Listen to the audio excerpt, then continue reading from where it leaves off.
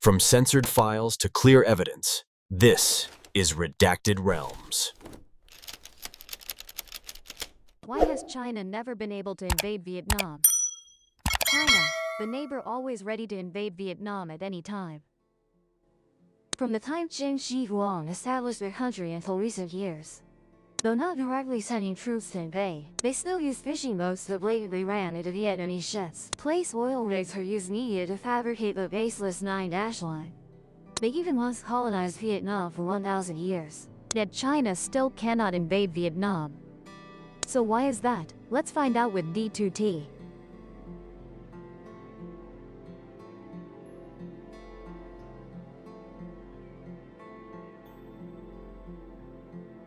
Look here, you can see the Vietnam-China border divided by 5 major mountain ranges.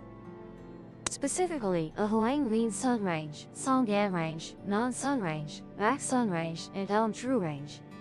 Right next to them, these mountainous areas extend, forming arc-shaped formations. Among them, the Hoang Linh Sun Range has many peaks above 2,800 meters, with Phan Xai Pan Peak, the highest mountain in Indochina at 3,143 meters. Only the terrain of the remaining 4 arcs is relatively flat, below 1,500 meters. Therefore, looking at the map, the path between the arcs of the Bac Sun and Dong Tru ranges is feasible for movement. Movement is difficult due to the treacherous mountainous terrain. Additionally, the indigenous people are also a challenge for those wanting to invade our country. Since ancient times, Vietnamese monarchs have had a long tradition of building good relationships with the ethnic groups here. On one hand, this policy helps connect ethnic groups into a united bloc, preventing unrest. On the other hand, without building strong relationships, the court would find it hard to fully control the mountainous ethnic groups relying on the rugged terrain. In fact, there was development of autonomous Hmong organizations in the mountains since feudal times, lasting until the French colonial period, although these dynasties used various methods to suppress them. Another reason is that Vietnamese monarchs wanted to use the ethnic groups as a buffer zone, serving as eyes and ears in case China invaded. Thanks to this, Chinese dynasties wanting to launch blitzkrieg and preemptive strikes were extremely difficult. While Chinese troops arrived, Vietnam had precious time to plan and deploy troops. The second factor is the terrain of the Vang Long area, located right next to Hanoi. Just hearing the name tells you what the terrain here is like, right? Ha means river, Noi means inside, meaning the area is surrounded by many rivers. So how does such terrain affect warfare? For our troops and people, with the river network surrounding it, this is a perfect natural military base. Around Hanoi is water and rivers. If war occurs, we already have a favorable area for farming and supplying food. Additionally, if invaders come here, this terrain is quite difficult to attack. After crossing the border with mountainous terrain and resistance from ethnic groups, now entering the capital, they must skillfully cross large rivers, having to swim while maintaining formation under our people's fierce resistance. That's for infantry, but what about naval forces? They will face small rivers with complex terrain to navigate. Warships passing here can only endure intense bombardment. That's terrain, but China. Chinese dynasties often concentrated most of their forces in North China. Therefore, the Chinese capital was usually located at 3 points: Beijing, Xi'an, and Kaifeng. If marching from these 3 points to the capital Hanoi, the average distance infantry must travel is about 2,325 kilometers. This distance is nearly double the length of Vietnam. Thus, it can be seen that deploying troops from these regions to Vietnam would be extremely costly in both expenses and time. If they fight and need to reinforce their forces, then movement from their bases to the conflict point in India could be delayed. Just ensuring sufficient provisions for marching down to the south is already a difficult problem, isn't it? Geography has greatly supported us in defense like this. However, climate also helps us no less. Regarding climate, northern Vietnam has 4 seasons: spring, summer, autumn, winter. With such seasonal diversity, combat plans need to be carefully calculated after long-term planning to prevent impacts from adverse weather. First, if they want to attack us in spring. This is the holiday time for both our country and our neighbor. Therefore, just considering the fighting spirit alone is already unfeasible. For this reason, our troops have repeatedly taken advantage of Tet to drive the enemy out of Vietnam.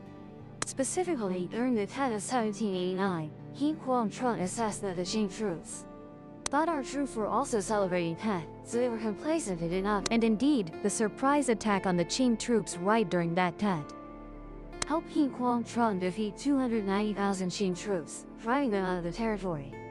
So did our troops not celebrate Tet? No, because our troops prioritized national independence.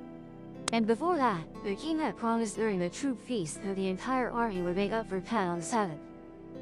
What about summer? Northern Vietnam, with its near equatorial climate, is certainly not comfortable for northern soldiers accustomed to cold climates. Especially in summer, diseases like cholera, malaria, and flu easily spread among soldiers. At that time, medicine was not developed. Those who contracted these diseases almost only waited to die. Having soldiers die from disease before even fighting certainly lowers morale.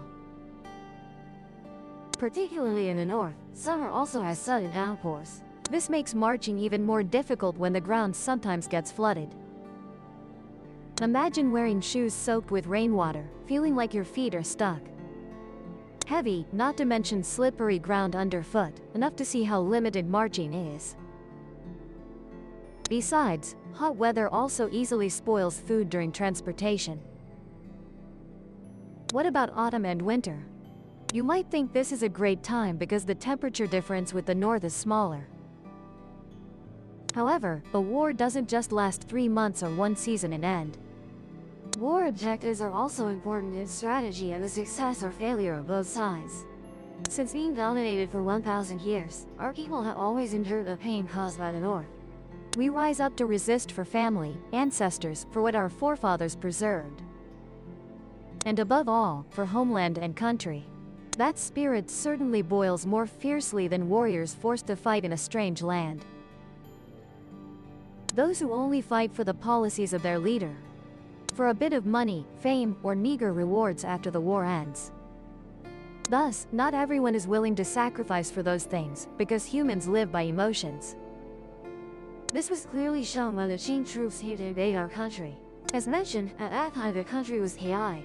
People's hearts were divided. The Qing troops came from afar, and their generals were arrogant and self-satisfied. They didn't care about whether our troops were weak or strong, logistics, or battlefield developments. As for the soldiers, they were confused, not knowing whether they came to attack or to protect as requested by King Lo. Should they just occupy the Qing territory or keep the promise to Lin Shukong? From the very beginning, the purpose was unclear. Thanks to that, our troops could exploit that weakness to create an opening for the enemy. From there, we easily captured Danglong. Through this, it can be seen that there are many reasons why China has used long-standing strategies, but still cannot invade our country, right? What about you? What do you think is the main reason that has prevented them from conquering Vietnam throughout so many years of history? Please leave a comment below to let PHT know. Thank you all for listening. Goodbye and see you again. Subscribe to the Gian Migo channel so you know this exciting. If this file opened your eyes, subscribe and open the next case.